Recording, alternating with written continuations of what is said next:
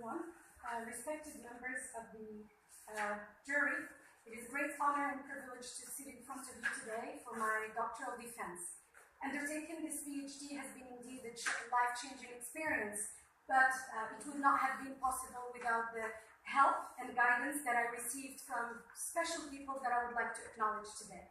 First, I would like to thank my supervisor, Professor Yasmine Hasnaoui. I do appreciate all his contribution to my work. His supervision and guidance gave me a great inspiration to complete this dissertation. I also wholeheartedly thank him for being a great mentor since I moved back from the United States to Morocco in 2011. It's with immense gratitude and profound thanks that I acknowledge the great efforts and support granted by Professor Yasmine Hasnaoui throughout all the research stages. Her insightful guidance, invaluable advice, generous assistance, and especially professionalism were of an unprecedented help. Words cannot express how I am grateful to her. I'm deeply grateful to all the members of jury, Professor Saïd Berwit, Professor Rashid Touhtouk, and Professor Abdelrahman Muddin, for offering their precious time to read the thesis and provide their valuable feedback and recommendations. I'm grateful for the government of Morocco, the Ministry of Foreign Affairs, the members of the National Archives Centre in London, and the School of Oriental and African Studies in London for their warm welcome and assistance every time I needed to obtain material for my research. Several people briefly provided their inspiration, encouragement, and assistance in providing this dissertation, particularly Mr. Bashir Khil and all the experts and officials that I was able to interview. I would like to say a heartfelt thank you to the President of Al-Jadida University, Dr. Yahya Boualib, Minister Idriss Maroun, and Sheikh Mat Ainay, with whom I have shared moments of deep anxiety, but also big excitement. Finally, I'm grateful and honored by the presence of the President of Mohammed V University, Dr. Rashi, the Director of CNRSD, Dr. Khifawi, as well as Professor Arbawi and Mr. Hamad and Mr. Sulam Rahal for their presence. يتمحور موضوع أطروحتي حول مدى الاستمرارية أو التغيير في السياسة الخارجية الجزائرية بخصوص نزاع الصحراء منذ حصول الجزائر على استقلالها سنة 1962. لقد كان الخطاب الدبلوماسي المغربي واضحا وأكثر وضوحا خلال العقد الماضي، مؤكدا أن التدخل الجزائري في نزاع الصحراء هو السبب الرئيسي في استمراره. من جهة أخرى تنفي الجزائر ذلك بشكل قاطع، مدعية أن نزاع الصحراء هو مسألة تخص الأمم المتحدة، واصفة المغرب بآخر قوة استعمارية في القارة الأفريقية. من أجل التحقق من صحة تلك التصريحات من طرف الجزائر، تقوم هذه الأطروحة بتقييم العوامل الرئيسية المؤثرة في إنشاء وتنفيذ السياسة الخارجية الجزائرية فيما يتعلق بنزاع الصحراء.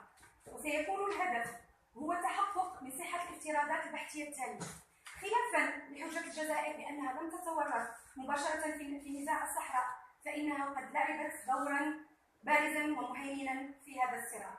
تستند هذه الدراسة إلى مقابلات في المغرب والخارج، خاصة في الولايات المتحدة الأمريكية وأوروبا، وفي المغرب أيضاً، ومحادثات مع خبراء في مجال في هذا المجال، بالإضافة إلى مسؤولين وسياسيين شاركوا في عملية التفاوض على المستويين المغربي والجزائري. Now I will switch into English and start with an overview of the work. My presentation will cover the following areas: rationale and objectives, research questions, research design, which will include the approach, the research instruments, and key informants, and finally, findings and conclusions. So the aim of the research actually is to investigate Algeria's foreign policy with respect to the Sahara conflict and investigate Algeria's continuous involvement in the Sahara conflict and its vested interest in the stalemate since Algeria gained its independence in 1962. The key contribution of this study is actually to add to the increasing discussion that took place in the last decade on the irresolution of state conflicts and in the field of conflict resolution and conflict transformation. The dissertation has also attempted to fill in already existing gaps related to the scarce studies, data, and findings of countries which deny their non-interference in other states' conflicts and affairs, specifically the case of Algeria's role in the Sahara conflict and its continuous denial in the perpetuation of this conflict. The dissertation is organized into 5 main chapters. The chapter 1, of course, introduced the theoretical part. It introduced one of the important studies led by James Rosno theory and the major factors that influence Algerian foreign policy, and this is what my research is based on. Chapter 2 and 3 presents Algeria's foreign policy at the state level with the aim to explain Algerian decision-making process with respect to its domestic affairs and highlighting the ideological influences of Algeria's foreign policy. It is important to note that one cannot understand or analyze Algeria's foreign policy without analyzing its internal state affairs. Chapter 4, this is where I answered the central research question.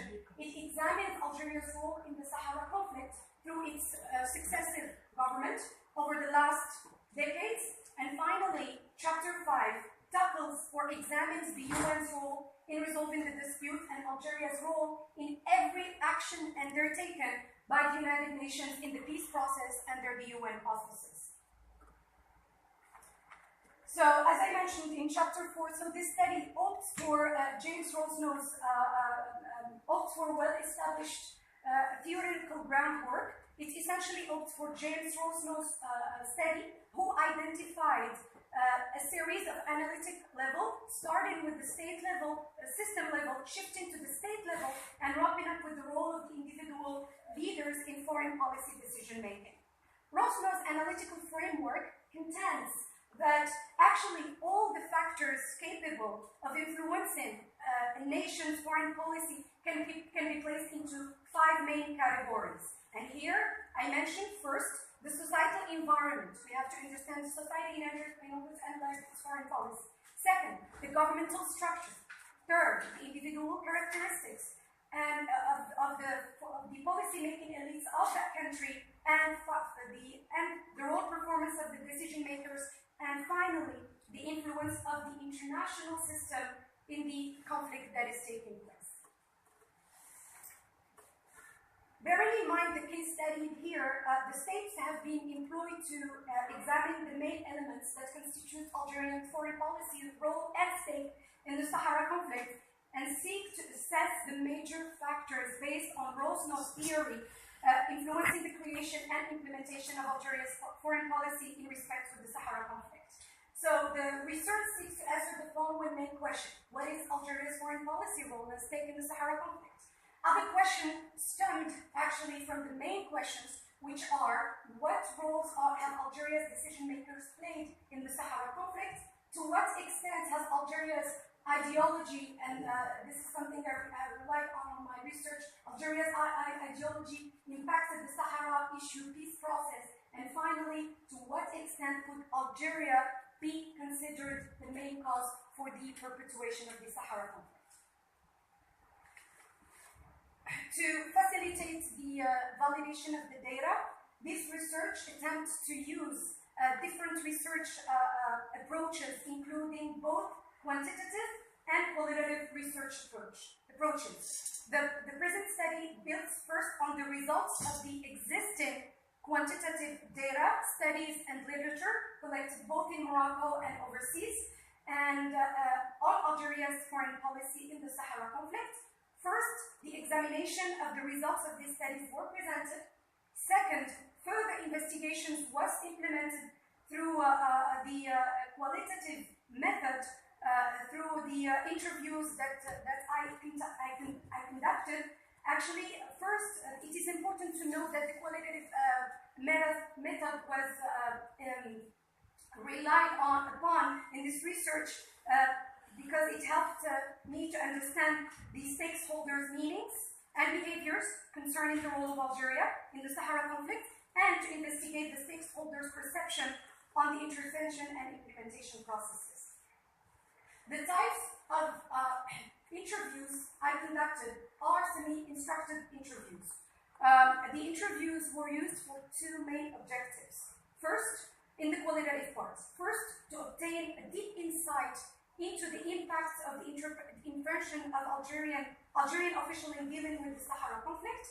their knowledge, attitude, and self-efficacy.